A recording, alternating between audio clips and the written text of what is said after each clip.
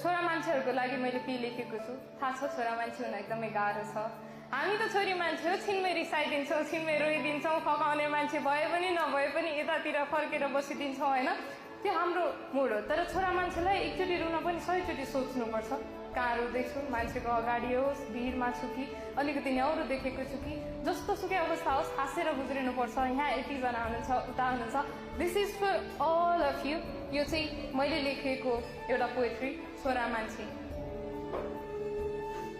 छोरा मान्छे सुन न, आज मनैदेखि एउटा कुरा भन्छु नि ल, जिन्दगीको यात्रामा तिम्रो सहयात्री बन्छु नि ल। थाहा छ तिमी छोरा मान्छे हौ, परिवारको जिम्मेवारीले तिम्रो काँध दबिएको छ, उमेरसँगै नयाँ जिम्मेवारीहरू थपिएको छ। तर तिमी हिम्मत नहार्नु ल, अरूको खुसीको लागि आफ्नो खुसी अलपत्र नपार्नु ल, सबैको रहर पुरा गर्न आफ्नै रहर नमार्नु ल। जिम्मेवारीले दबिएको तिम्रो कामलाई सहारा काँध म देउला नि, तिमी हात दिनु साथ म देउला नि, तिमी रुँदा तिम्रो आँसु पुछिदेउला नि, तिमी भनेर त हेर म सबै कुरा बुझिदेउला नि। तिमी मलाई माया दिनु, बदलामा म तिमीलाई खुसी देउला नि।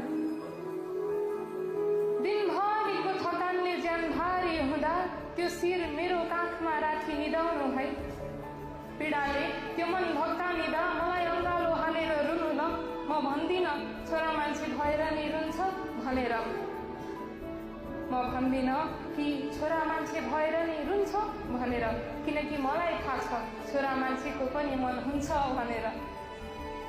तिमी सुनाउँछौ सानातिना कामले मेरो खुट्टा गलेका कुरा, तर कहिल्यै सुनाएनौ पीडाले त्यो मन जलेका कुरा। रहर त तिम्रो पनि धेरै थिए होला नि है, भाग्यले कति अधुरो बनाइदिए होला नि है। केही छैन तिमी सुर्ता नगर, बाँचुन्जेली सँगै बाँचौँला, चितामा सँगै निदाउला नि। दुनियाँ सबै टाढिए पनि हामी एकअर्काको अँगालोमै हाँसेर जिन्दगी बिताउला नि।